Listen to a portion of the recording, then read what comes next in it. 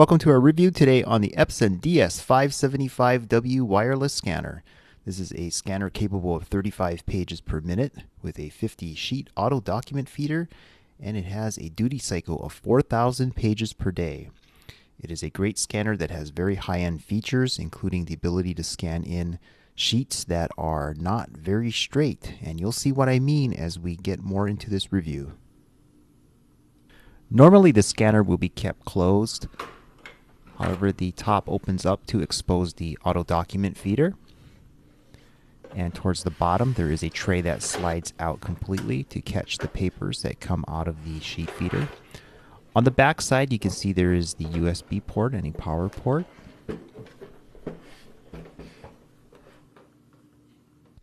To get started with your Epson DS-575, you're going to need to download the software driver. And here I'm doing that with my Windows system. You can download it online. It's about just under 300 megabytes. And this is where the weirdness starts, however. You're going to see that there are 3 different Epson groups that are installed on your Windows system, at least. We have the Epson Scan 2, we have the Epson Software Document Capture Pro, and then we also have this Epson Net. So I'm going to walk you through all 3 of these different applications. We're going to start off with the Epson Scan 2 tool, which I found to be the best interface for actually scanning in documents. Here you get a lot of different selections as to what you want to do with your scanning options. I usually try to set my DPI to 300, and of course this all depends on what you're trying to scan in and what kind of quality settings you want and so forth. So here I'm going to go ahead and start the scan process, and I had a stack of papers inside of the document feeder. So it's starting to scan. It's connected by USB mode. Since there were quite a few pages, I'm going to go ahead and advance the video towards the end. And once it's done, it's going to go ahead and save the file as a PDF.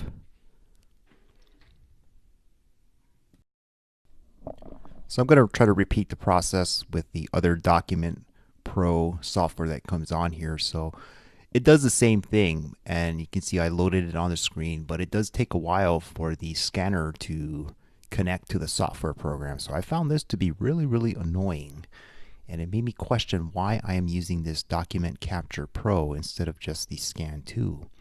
But anyways, once it got started, I went ahead and clicked on the button to start scanning to PDF.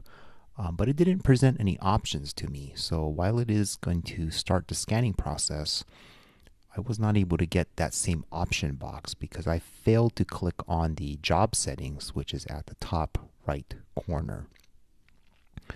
So once again, I had the same amount of pages and I advanced the video forward.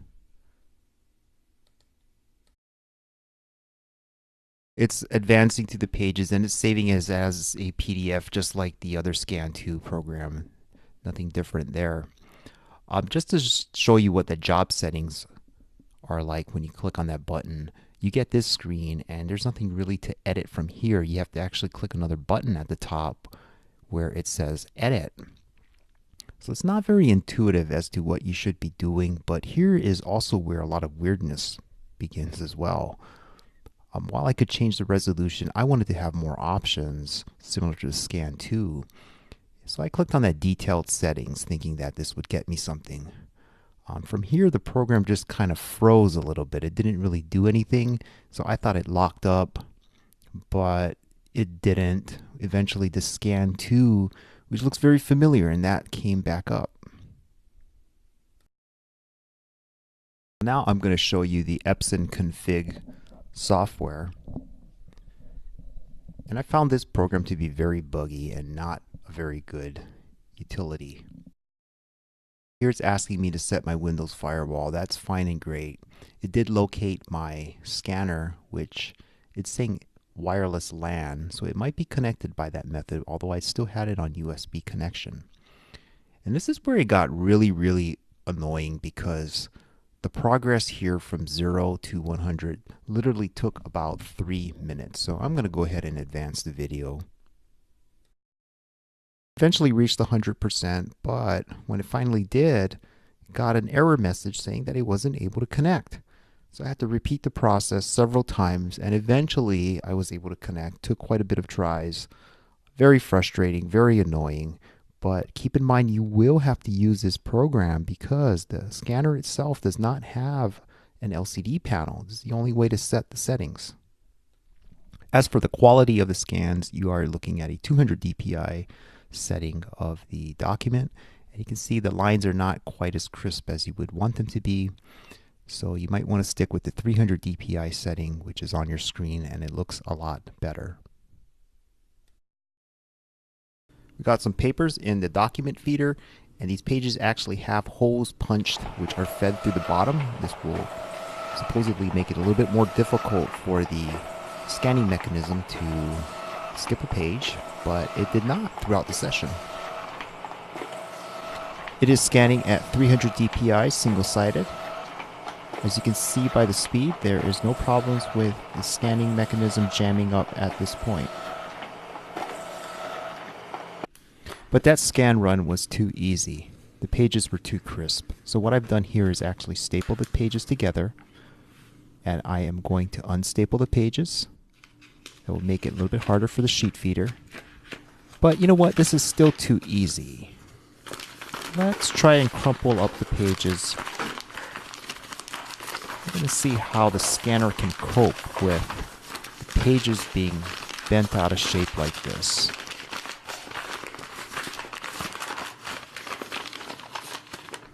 Alright, how's that? Now let's see if the scanner is going to misfeed or not.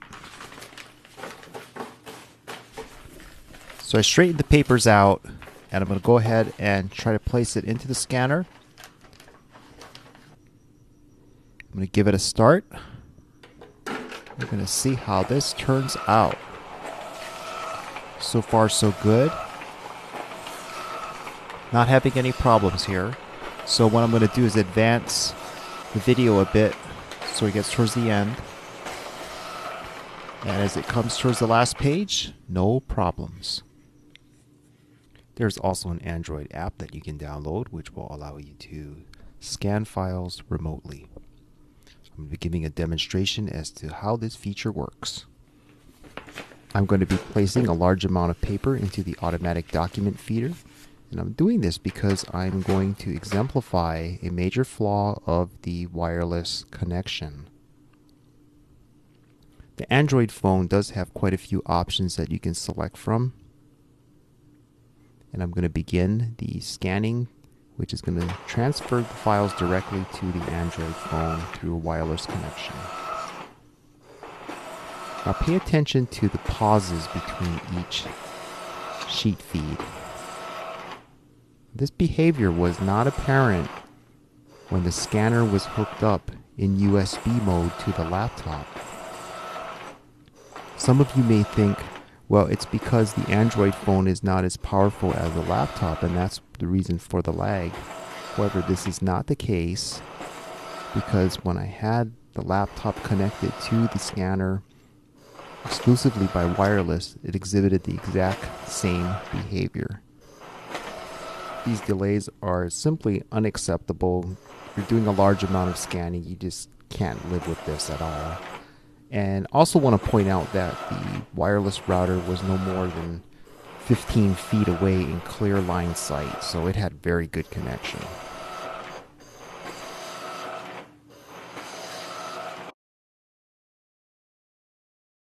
Final thoughts with the Epson DS-575 scanner.